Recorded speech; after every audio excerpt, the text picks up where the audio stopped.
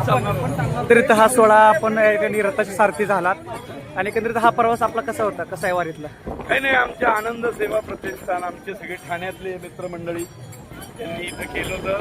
गेली 10 वर्ष आम्ही सगळे इथून अन्नदान करतो वारकऱ्यांना आणि मग थोडंसं चालतो आम्ही. आणि आज तुम्हाला सारथी होता माऊलींच्या, त्यामुळे कसं वाटलं आनंद? नाही म्हणजे माझं नशीब म्हणून त्यांनी मला तुकाराम महाराजांच्या पालखीला तिथं बसण्याची संधी दिली, हे मी माझं भाग्य समजतो. सर आपलं आम्ही दरवर्षी अन्नदान इथे करतो. आनंद सेवा प्रतिष्ठानच्या वतीने आम्ही एक वृद्धाश्रम सुद्धा स्थापन करणार आहोत आणि त्याची ही सुरुवात आपण असं म्हणूया.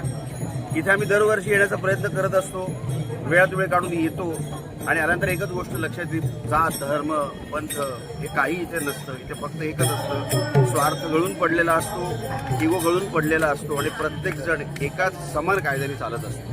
आणि हाच चमत्कार आहे तुकाराम महाराजांचा. आणि एकंदरीत आल्यावर तुम्हाला कसं वाटलं यामध्ये पालखीमध्ये? खूप छान वाटतं. छान होतं ना सर? हरी विठ्ठल श्री ज्ञानदेव तुकाराम पंढरीनाथ महाराज की जय.